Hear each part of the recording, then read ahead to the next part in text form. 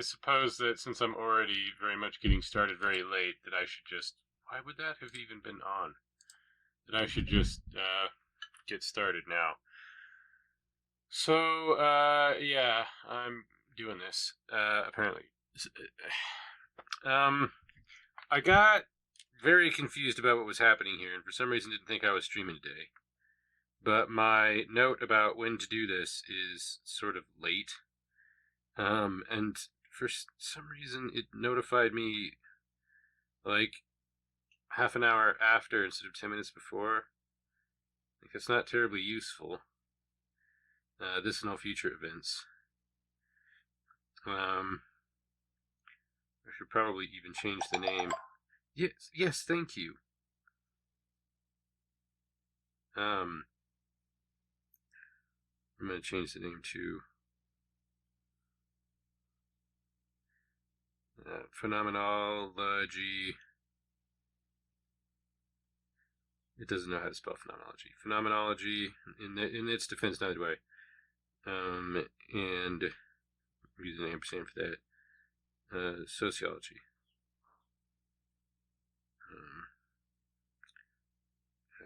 All events and series. Which is really weird because a lot of the philosophy stuff that is replacing is not about that. So that'll probably be a problem sometime from now. I'm still supposedly preparing for my presentation at the Pacific Sociological Association. Hypothetically. Mostly I'm being put out and exhausted and barely coping with the shenanigans at foot in the society collapsing around us slowly but surely. And that's happening. So anyway, that's basically why I'm so late. And or what I am doing.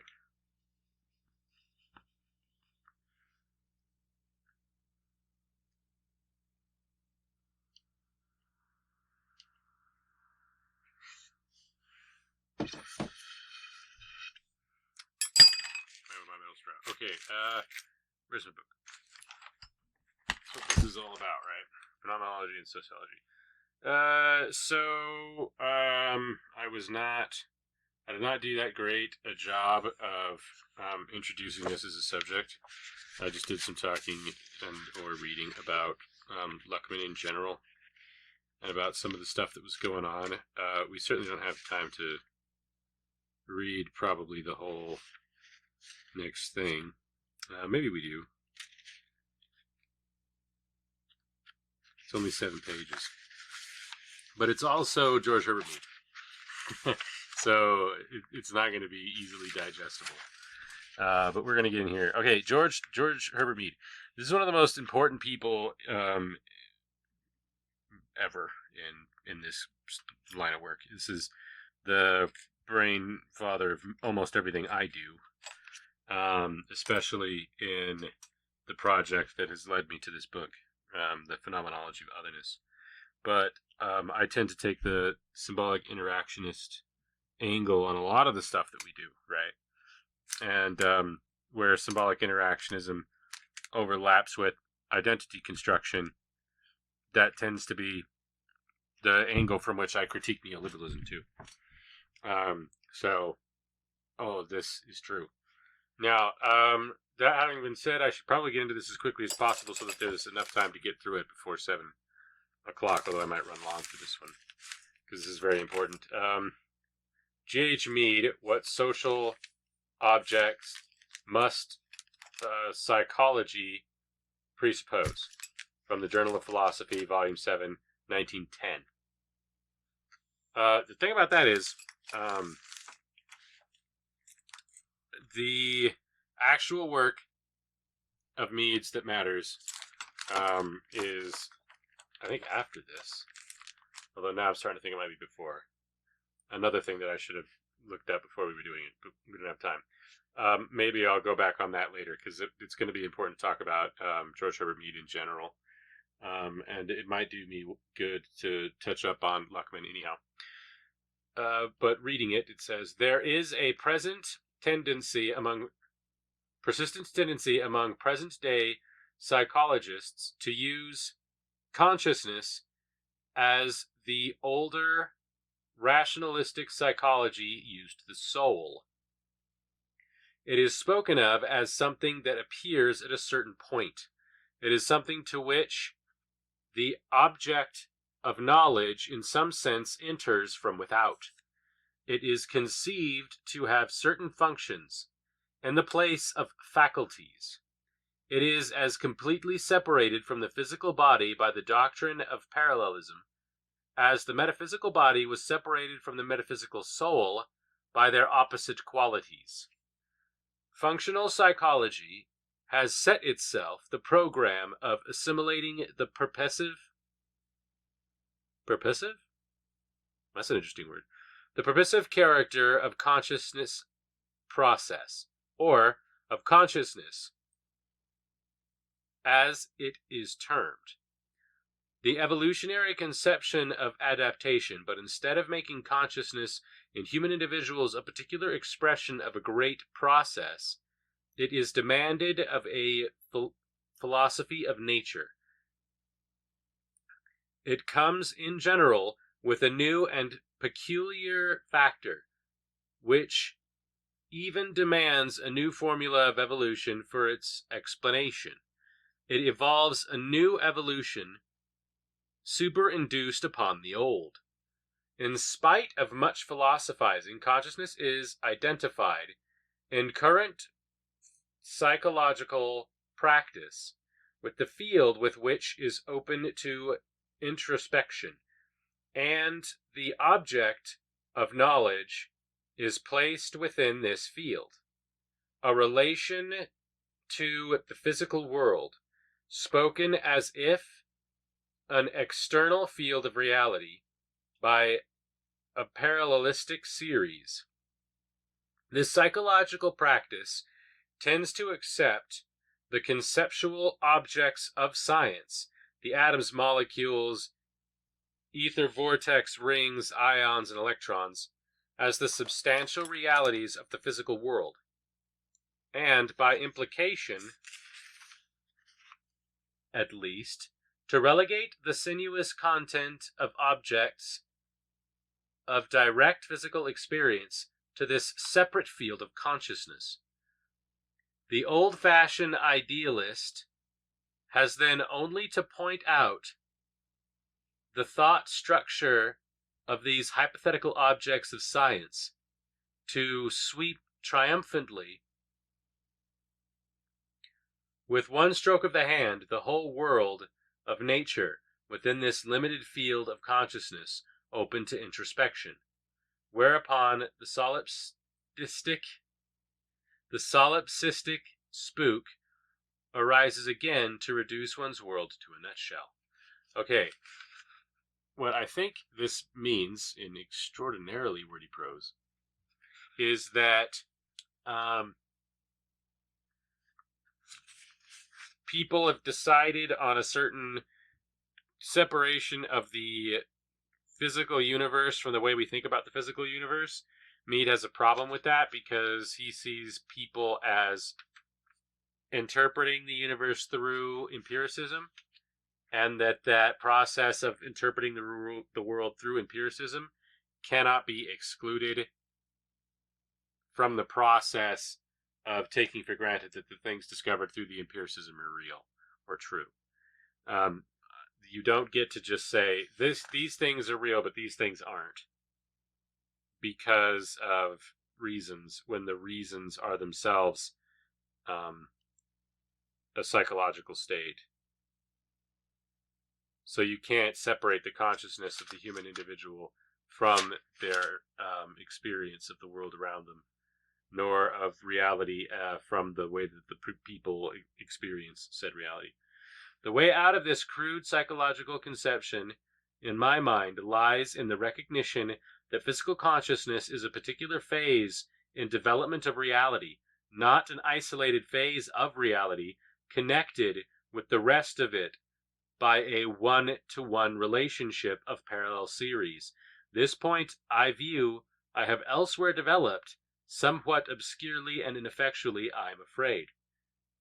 That sounds an awful lot like Heidegger to me. But 40 years earlier, and making reference to having done it even earlier still than this. So that's fascinating. Well, 25-ish years before Heidegger's doing it. Why am I dropping frames? What are we even doing where it's possible to drop frames right now? I'm reading a fucking book. My God.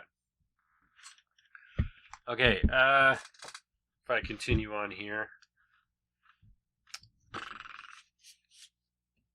What I wish to call to your attention in the few moments at my proposal is another phase of this situation which is itself psychological in its character. The presumption of selves is already in existence before the peculiar phase of consciousness can arise with psychology studies. Okay, I'm with you. There's some concerns I have about that, but it could be useful for the rest of my project. Let's see what else he has to say, because maybe not. Most of us admit the reality of the object of direct physical experience until we are too deeply entangled in our psychological analysis of cognition. Unless we subject ourselves to the third degree of criticism, the parallelism of which we speak lies between the process of brain tissues, which can be seen and smelt and handled, and the states of consciousness which are conditioned by them. While this admission guarantees both physical bodies of the fellows as equally real, the self is relegated to the restricted field of introspected consciousness and enjoys not the reality of the so-called external object, but only that of a combination of states of consciousness.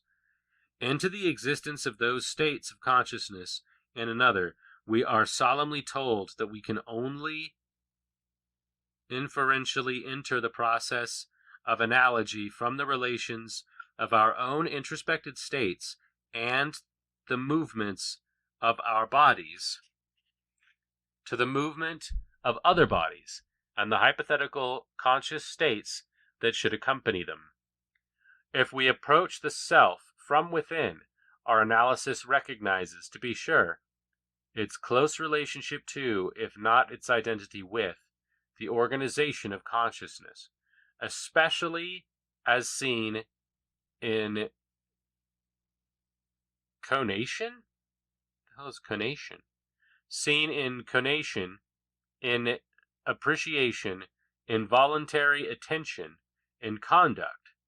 But what can be isolated as self-consciousness, as such, reduces to a parallel feeling of intimacy in certain conscious states, and the self gathers, for some unexplained reason, about a core of certain vague and seemingly unimportant organic sensations, a feeling of contraction in the brow or in the throat,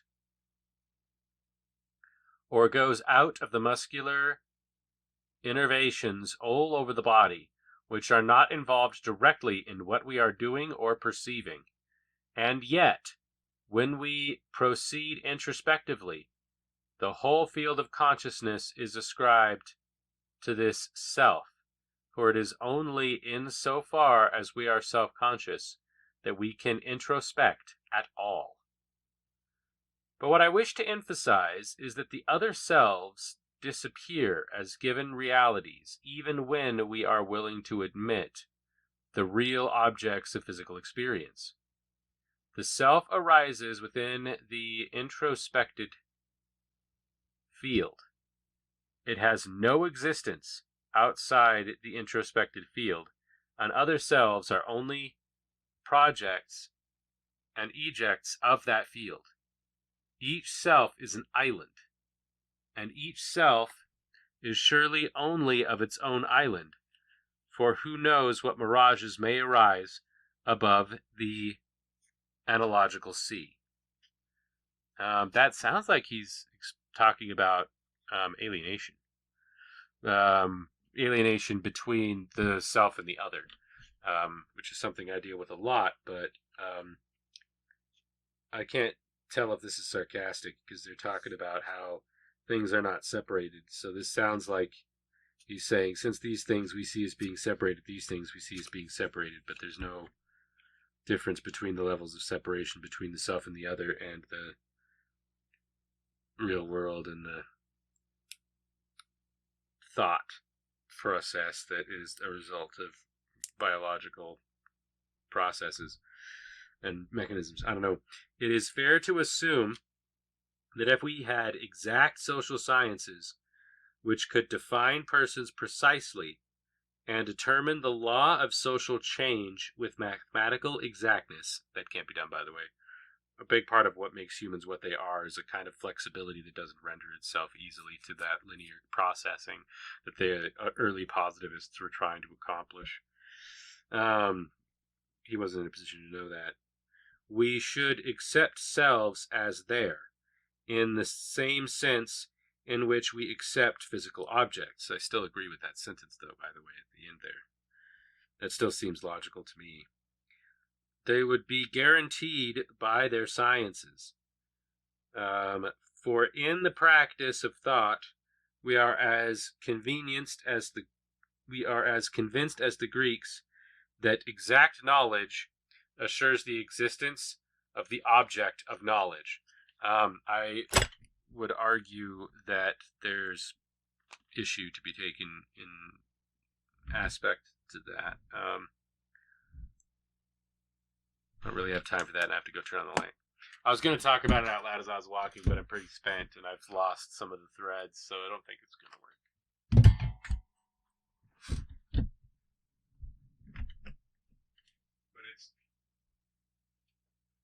But it was more than bright enough in here when I started mere minutes ago, but now I'm living in a world where it's too dark to read a book, especially out loud to a potential audience.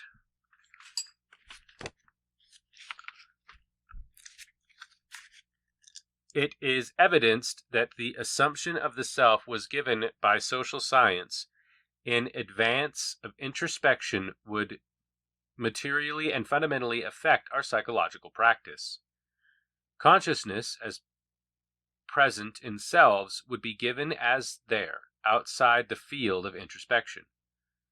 Psychological science would have to presuppose selves as a precondition of consciousness in individuals, just as it presupposes nervous systems and vascular changes. In actual psychological analysis, we should condition the existence and process of states and streams of consciousness upon the normal presence and functioning of the selves. As we condition the appearance and function of consciousness upon the normal structure and operation of the physical mechanism that our psychology presupposes. George Herbert Mead defined the self through the development of the I and the me. And that seems to be what this is in reference to. The idea that psychology is presupposing something that he needs to say I can prove exists in order for them to have a leg to stand on. Because they're just sort of making the leap of logic to what they want to say beyond his work. At the same time, though, that sounds to me like he's essentially putting himself in a position where he is able to use what he is doing to say, the consensus as it currently exists is correct because of something I have to say, which is not ideal, right? Because you want something to be a challenge or new, or you're not inventing new science necessarily if you're figuring out what the missing step is that everybody else already is taking for granted is real. Although, if what you have to say is true, then it is an important piece of work because everybody else is already standing on something. And you have to be able to point out what that is. Especially in any kind of science. You don't just get to have blank spaces.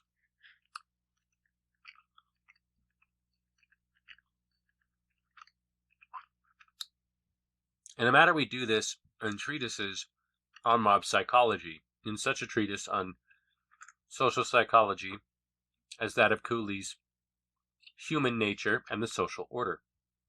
McDougall's Social Psychology prepares the way for it in carrying back the process. I'm literally covering my person with the book. Where was I? In the process of consciousness to social impulses and instincts, to those terms in which, somewhat vaguely, selves are stated in an evolutionary theory of society.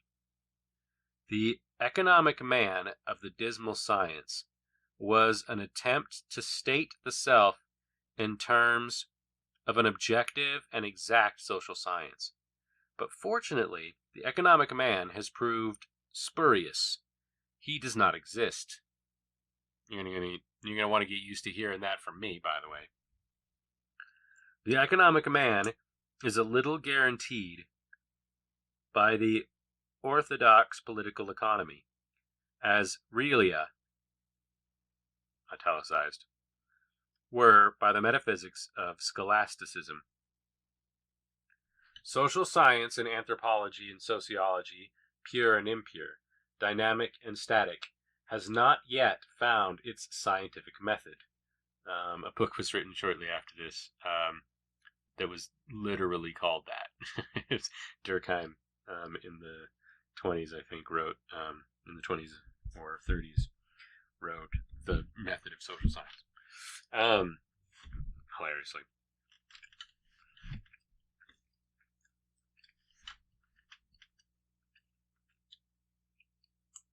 It is not able to satisfactorily define its objects, nor to formulate their laws of change and development.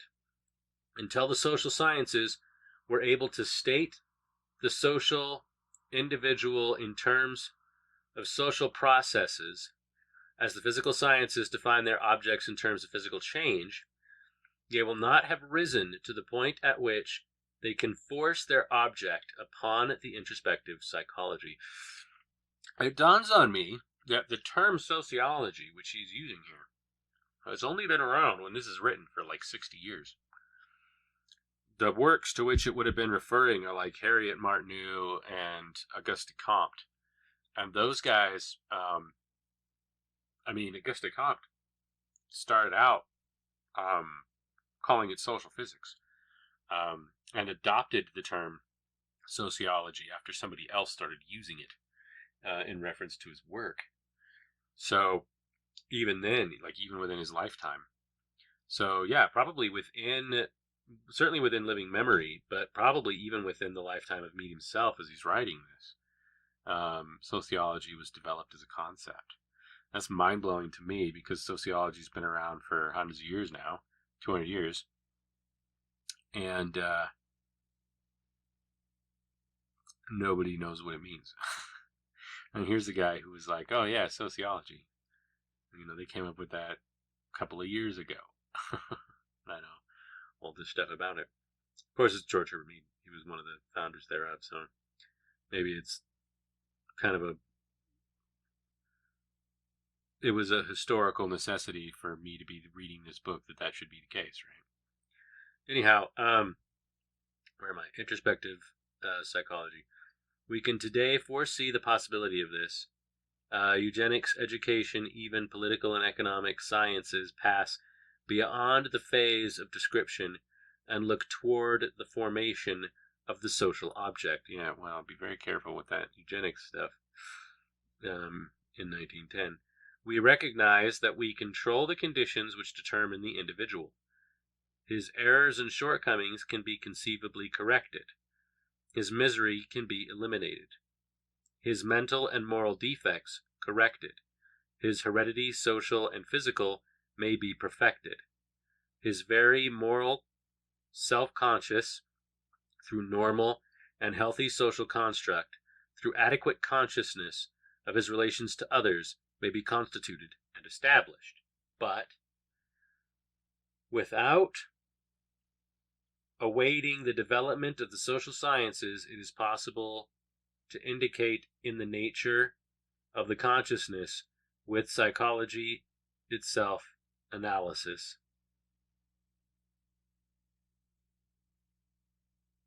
What?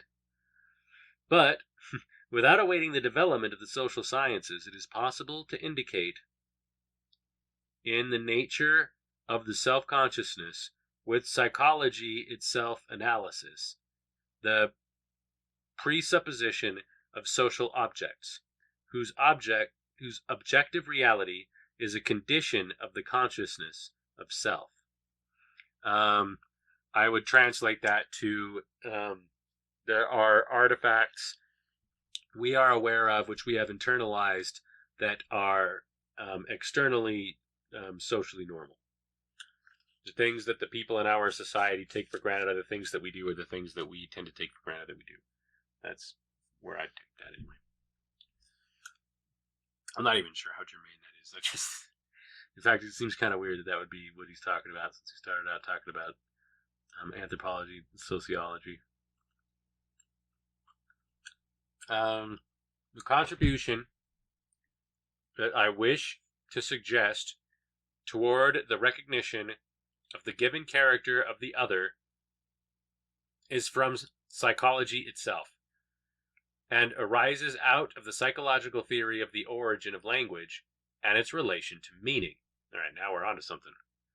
Let's leave that eugenics shit back there where it belongs. This theory, as you know, has been considerably advanced by Wundt's formulation of the relation of language to gesture. From this point of view, language, in its earliest form, comes under that group of movements which, since Darwin, have been called expressions of the emotions. They fall into classes which have been regarded as without essential connection. Either they are elements, mainly preparatory,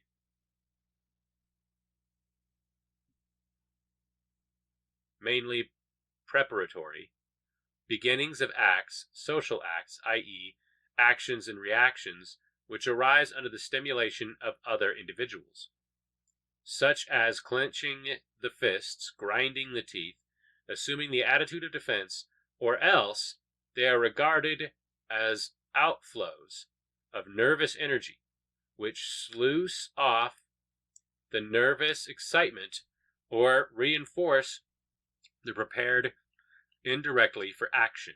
Such gestures, if we may use the term, in this generalized scene, act as stimuli to other forms, which are already under social stimulation.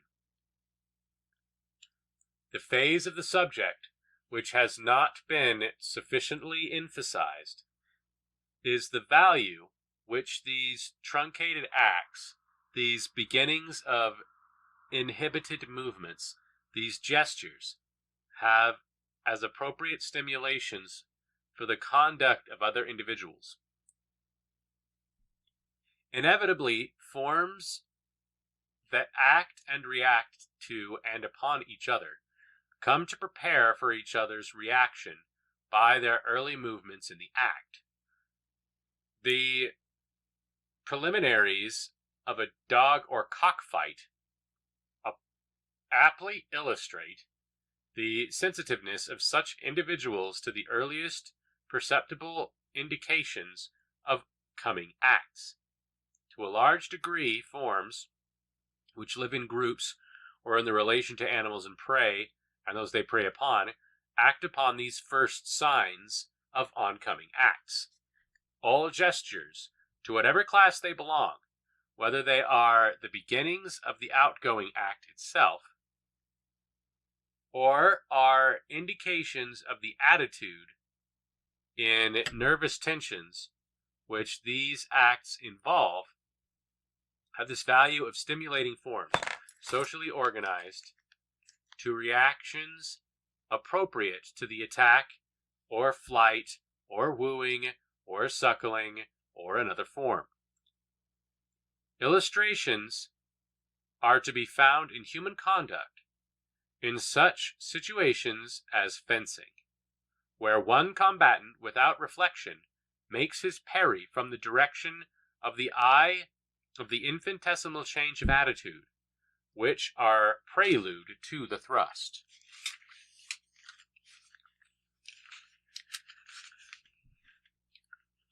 Gestures, then, are already significant, in the sense that they are stimuli to perform reactions, before they come to have significance of conscious meaning.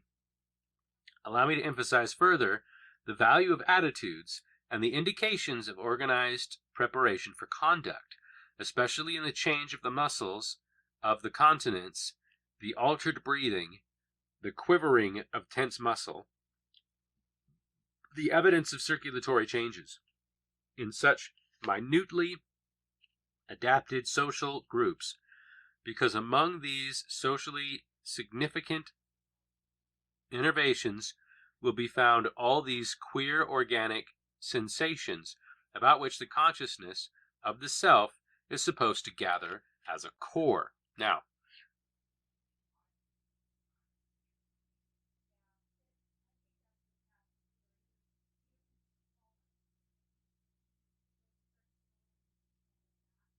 you guys can hear that, can't you? My mic shouldn't be able to pick that up, but it looks like it's in. It looks like it's within range that you're picking up. That's going to be a problem. I need you to not hear that. I don't know how to filter it out though.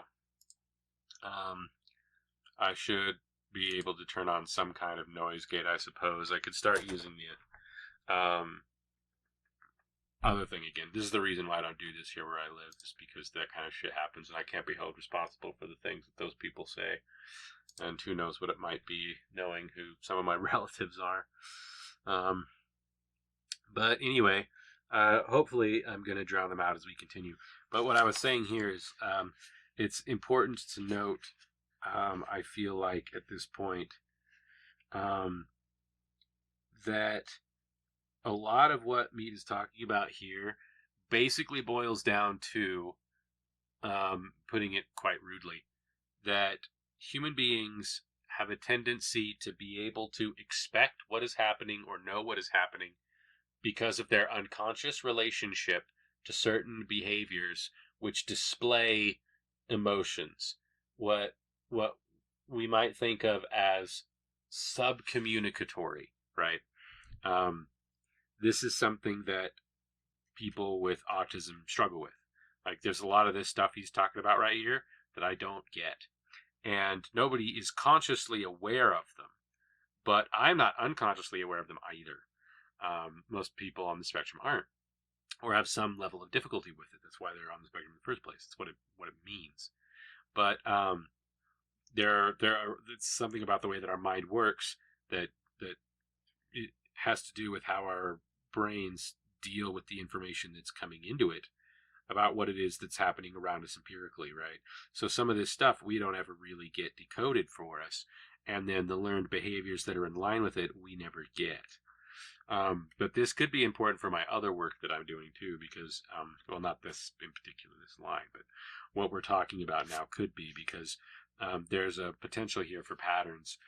So what's happening is a person doesn't have to be consciously aware of patterns of behaviors, or even aware of the deeper meanings of the patterns or what they mean.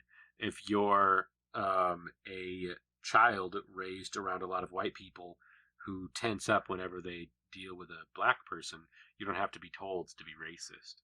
There's something already happening there on a subconscious level where you are being made aware of a difference between those people, where those people indicate a certain kind of danger to you on a level you're not even rationally aware of. That's something that can happen, right? And then that winds up being something that happens so frequently and that feeds back on itself so much as it instills the way that... What are my neighbors doing? It sounds like they're boxing their truck. Like somebody's over there fucking engaging in fisticuffs with a vehicle. Anyway, but as I was saying, that's why it was important to discuss that, I feel. Human conduct is distinguished primarily from animal conduct by the increase in inhibition, which is an essential phase of voluntary attention. This is a fascinating way to put that. That's not how I'd have said it, but I get what you mean. And increased inhibition means this is a very 1800s way of talking. This is published in 1910. This is extremely Victorian.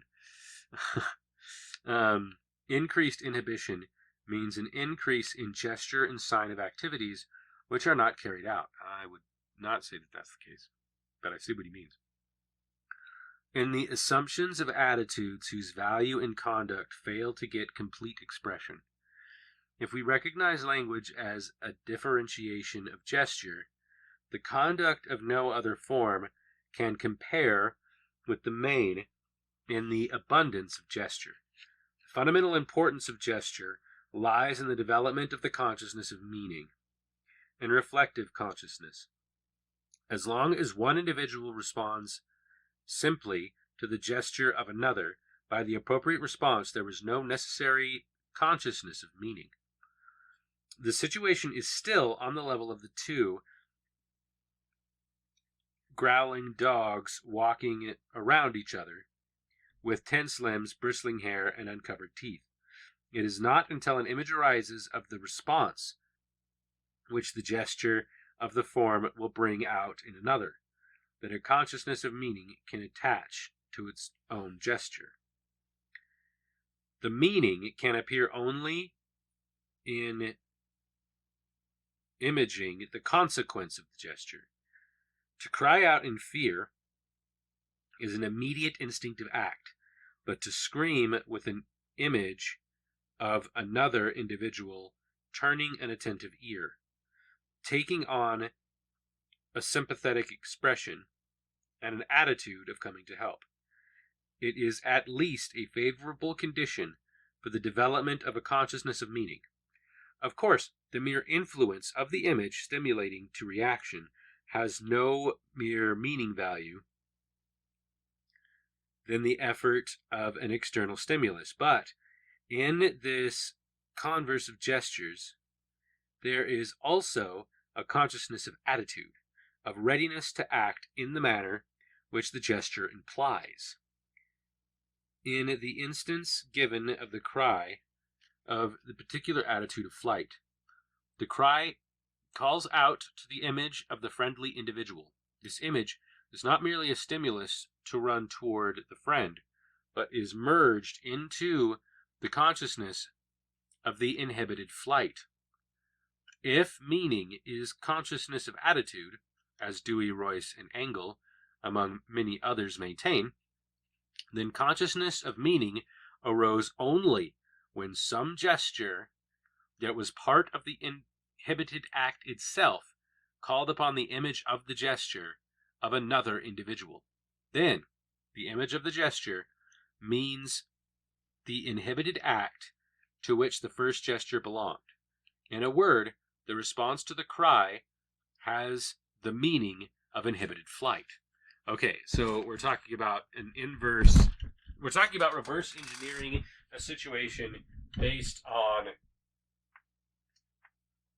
the action which would cause it. But what's more interesting, or more important, is that the act itself is resultant of gestures that leads to gestures in reference to gestures indirectly. So we know that somebody is calling for help because they expect help to come, right? Or something to that effect, whatever that something might actually be.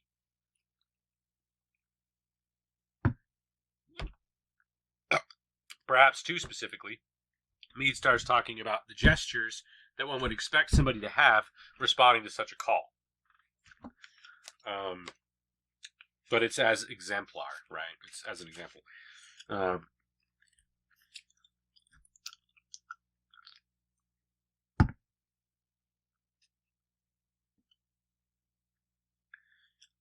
One's own gestures could not take on meaning directly.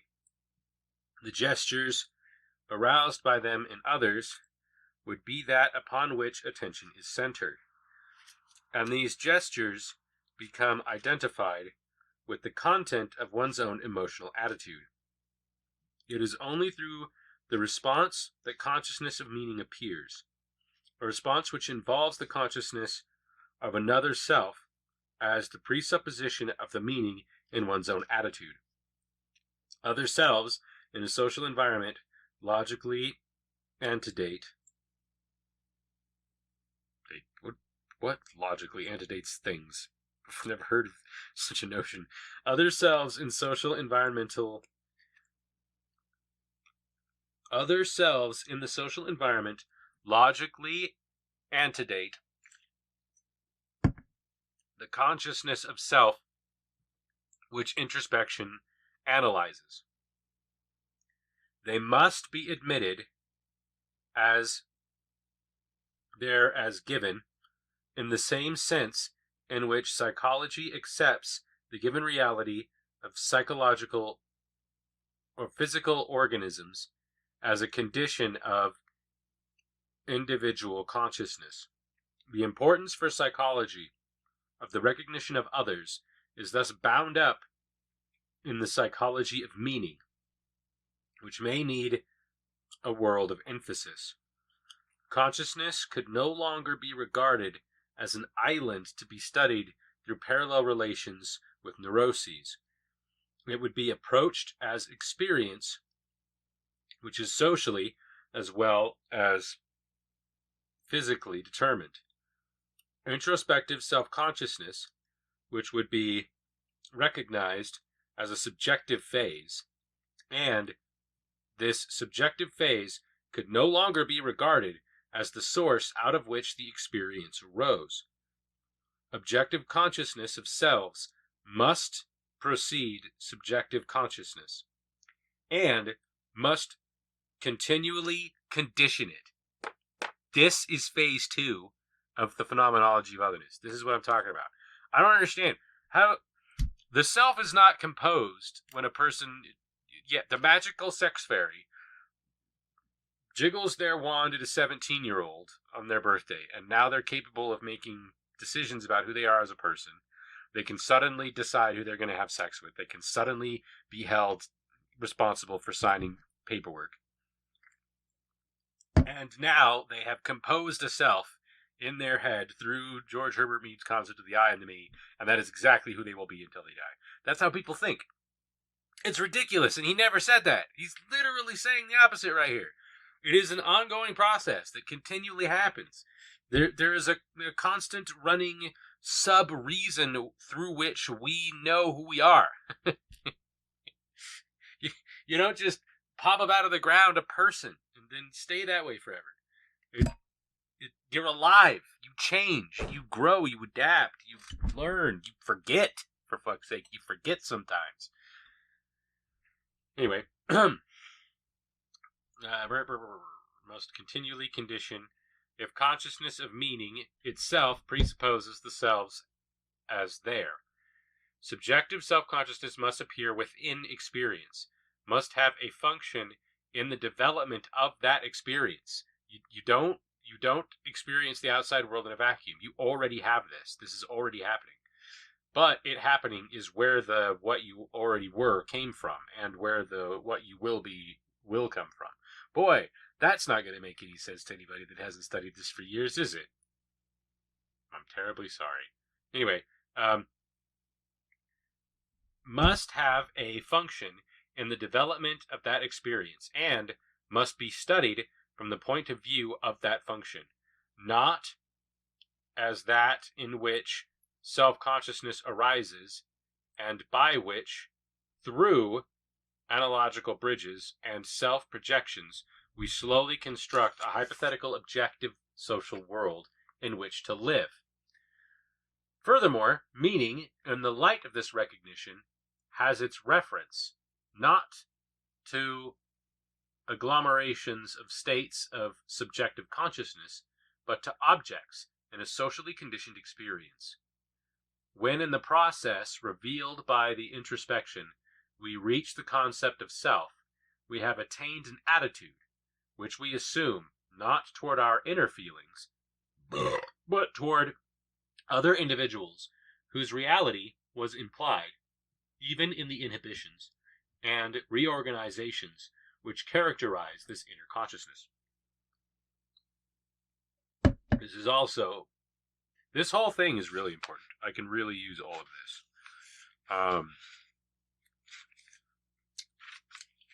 I'll just try to remind myself somehow that I need to use this.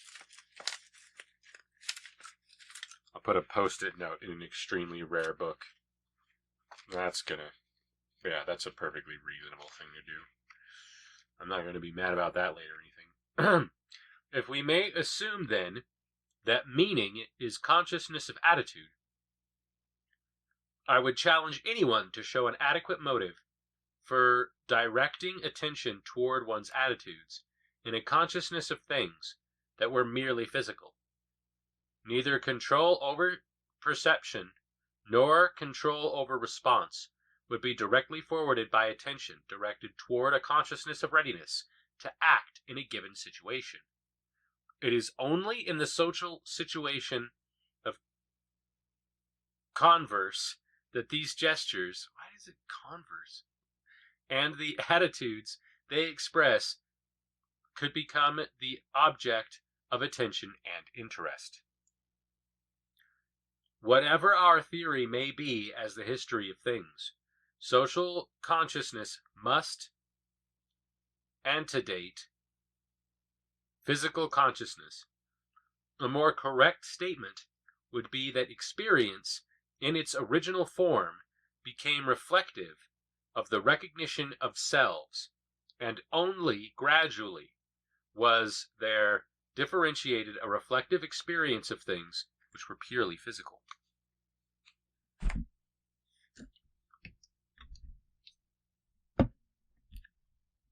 We must presuppose the existence of the self in order to engage in psychology at all. And the self is a process that he was in the process there of defining.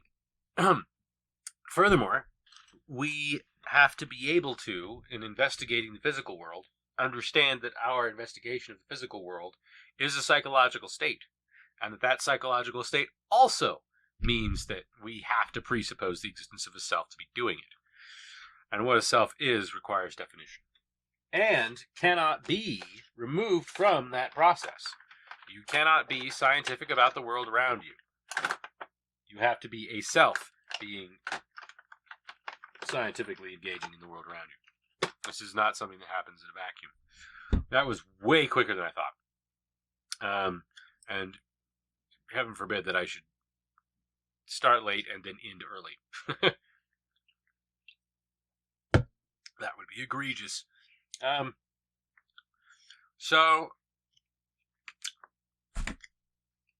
I mean, I think that was pretty nutshell. There's a section in there toward the end which is very important to my work. I think I might just reread that now. One's own gestures could not take on meaning directly. The gestures aroused by them in others would be that upon which attention is centered, and these gestures become identified with the content of one's own emotion and attitude. It is only through the response that consciousness of meaning appears, a response which involves the consciousness of another self as the presupposition of the meaning in one's own attitude. Other selves in social environments logically antedate the consciousness of self which introspection analyzes. They must be admitted as there as given, in the same sense in which psychology accepts the given reality of physical organisms as a condition of individual consciousness. The importance for psychology of this recognition of others, if thus bound up with the psychology of meaning, may need another word of emphasis. Consciousness could no longer be regarded as an island to be studied through parallel relations with neuroses. It would be approached as experience, which is socially as well as physically determined. Introspective self-consciousness would be recognized as a subjective phase. And this subjective phase could no longer be regarded as the source out of which the experience itself arose. I put the itself in there. That's not in there. He doesn't say that. I'm putting words in his mouth. I put a word in his mouth.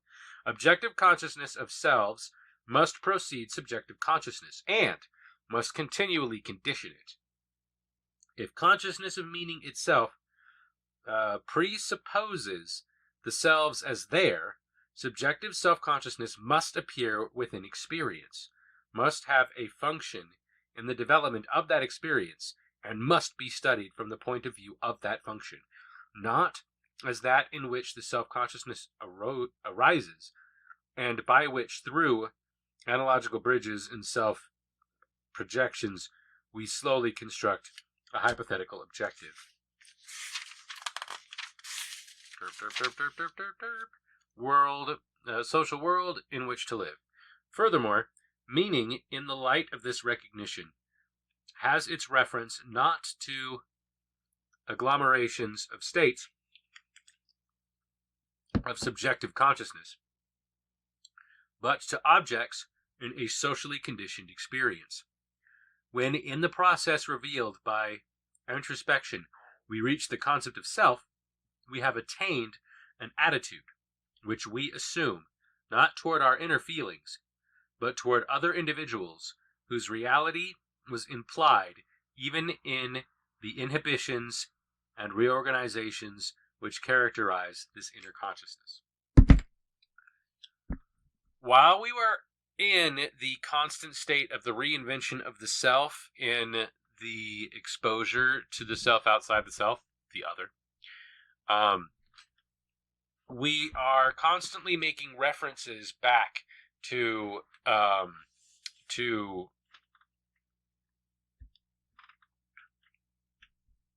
identity building blocks, right? These building blocks exist in a number of ways which we are privy to, not necessarily consciously. So the gestures to which we refer in the gestures that we would make are a form of communication. That's why he's using linguistics, right? This is an argument from a kind of pseudo-linguistic position. We know these things to be the case about language, so if we make it about gestures, then it connects more directly to action. And then I have my thought experiment that I use, that I stole from Professor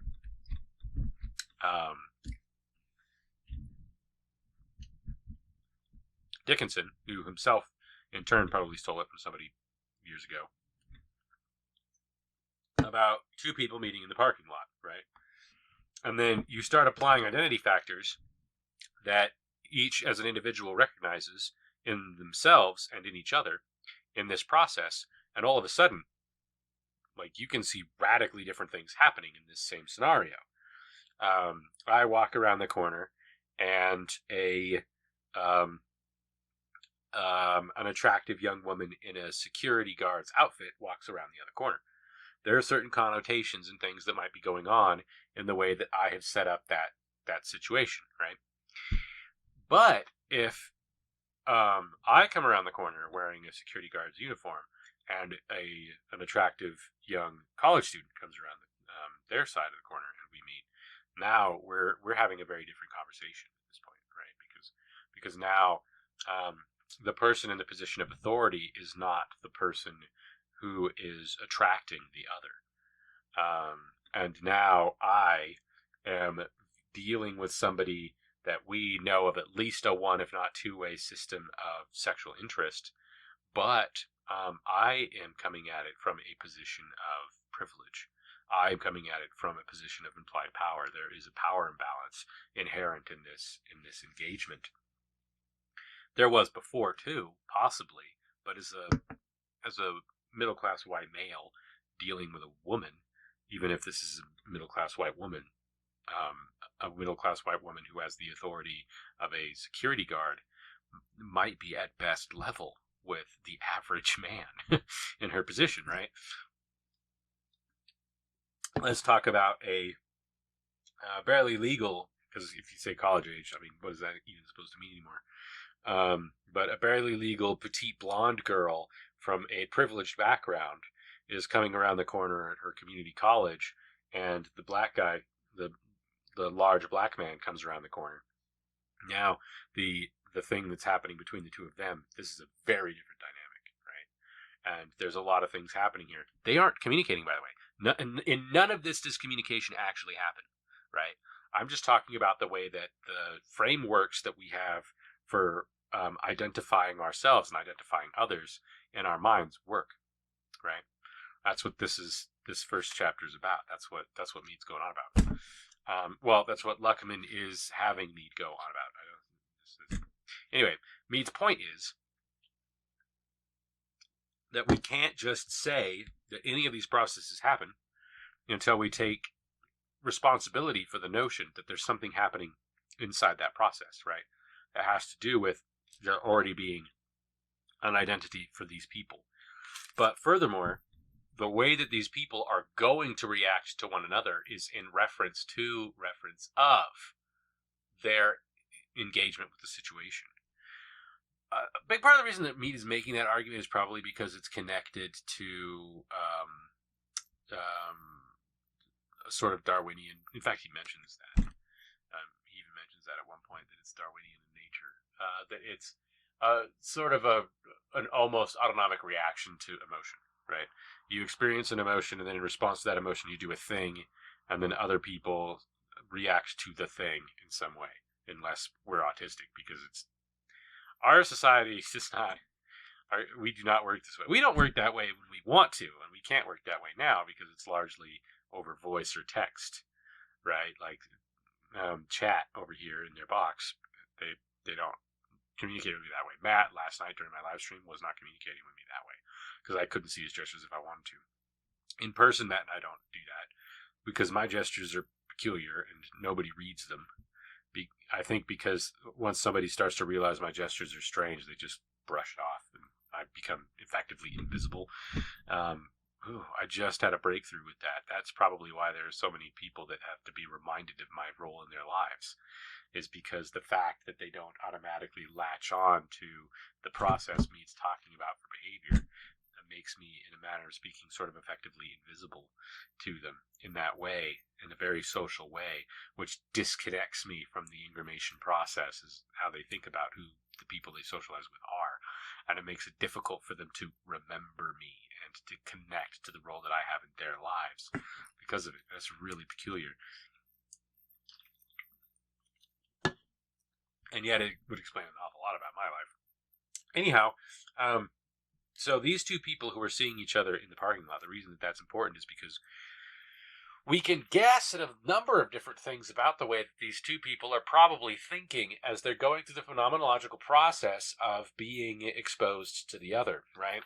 When the other becomes the object of their subjectivity, when they are subject to the objecthood of the self outside the self, in this case, the pretty young white girl or large black man. If the large black man is wearing a security uniform, and this is the reason why this is important, it dramatically changes the situation as well. And this is something that I think Dickinson meant to imply at the time, which is that large black men who seem dangerous to people in your society are something to be avoided, but co-opted, because if you are running a society of people like ours, you generally want to find some sort of a way to get your big black men to intimidate certain kinds of people in order to police things, or in order to facilitate your political power in some way, or even just to protect yourself from other people regardless, right? And this is a lot of how we wind up with situations with, black police union leaders and stuff like that. But in the self and self situation, the processes that Mead is not talking about in here. So let's try to limit it to that. The girl that comes around the corner is going to do something in reference to that other person. If that other person is me and they recognize me, they might say something, which weirdly has a tendency to make me uncomfortable because it launches me into a process of trying to logically analyze our situation, which is not how humans behave normally. Most humans that are in that situation will react exactly the way that Mead is suggesting that they should, which is to say that what they're doing almost connects keying and framing. This is extremely inappropriate to bring up, but it's how I think about it. This is a Goffman theory, an urban Goffman theory, where keying and framing. There are certain actions that people have a tendency to take, which key immediately into the frames that people are already used to thinking in, right? So we're presupposed to thinking in certain modes and tendencies. And you can get people to respond very specifically to this. Philosophy Tube did a thing where how do you talk about Philosophy Tube?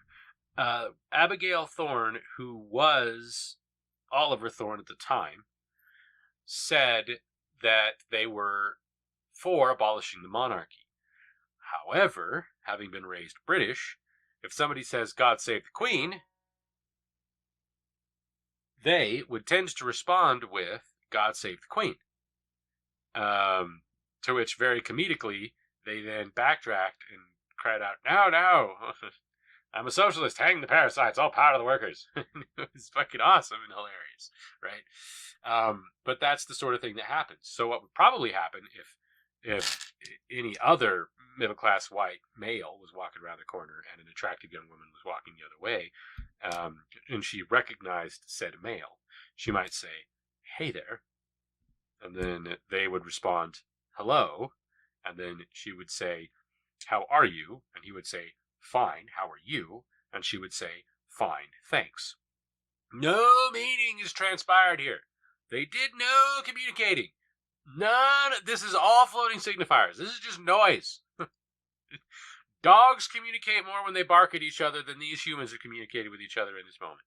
And we all know this. We all know this. We all know that this was just noise that we've engaged in. But the internal Bronco alert, custody in custody. No further on this event.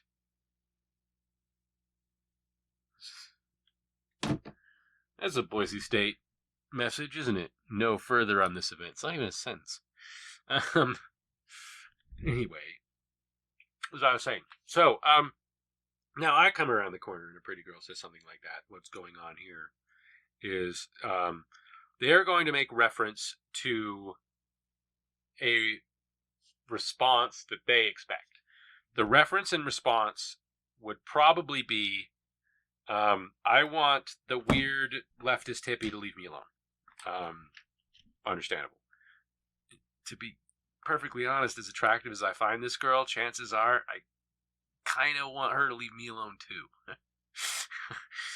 There might be caveats, and we might do some experimenting, commonly referred to as dating, but I doubt it. I probably want to keep my distance too.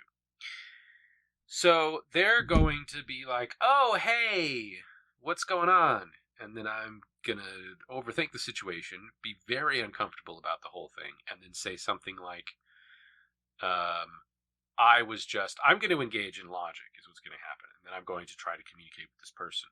But the position that they're in is not one that's ready for communication. So now all of a sudden they're put off by this because they were trying to make a reference to a response. Their reference was to the response of somebody who experiences someone else in a hurry, so to speak, right? Transconsciously, this is a reference to we must end this engagement quickly, which is weird because there wouldn't have been an engagement if nobody said anything. So why is the initiation of the... No, that's too much. The point is, they are making a reference to a behavior that they expect, and they're going to key into my frame, right, by making the claim by making the noise, by doing the particular behavior that is supposed to exhibit the behavior that I am trained to exhibit. But that's not what happens, right? Now, the large black guy that comes around the corner, that's going to be very different. The sheltered, rich white Idaho girl stands a pretty good chance of being at least, if not like, you know, like as somebody who shall remain nameless, bearing white nationalists in their actual household, right? Like, that's a thing in Idaho. But even just barring that, she's probably not in a position where it's common to encounter these people, to encounter people who are different from her. So their response that she might have automatically, she's probably not going to scream. I mean, that's ridiculous. But the idea that something might happen where screaming would become what she is going to do is not far from her mind, right? So her response is going to elicit from the response from him that she is uncomfortable with the situation. Now, Mead's take on that would probably be that this is a warning sign, right? Which is a weird way to think about it, because she is basically saying, I am intimidated by you. And we are supposed to take from the I am intimidated by you that this is autonomic because, not because he's supposed to respond with, yes, I am intimidating, therefore, but he's supposed to be responding probably in this case with, you being intimidated could mean danger for me. Which it does. Extreme danger. George Floyd's killer's on trial right now, right? Like, the hammer comes down a lot harder under those circumstances than it does to rich white girls. But if he's in the security guard outfit, now this is a very different situation. She's going to have an extremely formal reaction to his presence there, because there's something that she's supposed to do when somebody who is a co-worker, a cohort of some kind, works for the college that she's paying. In a manner of speaking, even though he has a certain level of authority here and he's bigger and stronger, he works for an organization that she pays money to, right?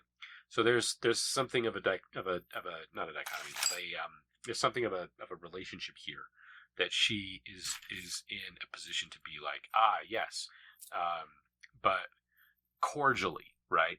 Like this response is now a cordial one because the system in which they exist is a system that provides normative cohabitation. So now she's going to respond to somebody just like she'd respond to the person at the front desk, maybe, right? In fact, the version of this that I originally stole from, it's dark, it's night, it's late. It's been a closing course, which means that it ended at like 10, and they followed her out the door to lock the door behind her, right? So she has nowhere to go, and she's going to her car, and then the security guard shows up. And so in this case, it might even be a relief, right? Because the CWI campus is not like, when I was going, it was corn. There was literally corn right outside the fucking building, growing in stalks at the corner of the building. But you see what I mean. Anyway, that is why Mead's doodle, Mead's doodah, a doodle is a drawing.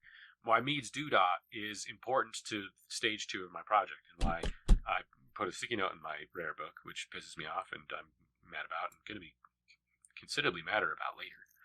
But that's all that I have for you today. It is 7 o'clock. I have met some portion of my burden, however small.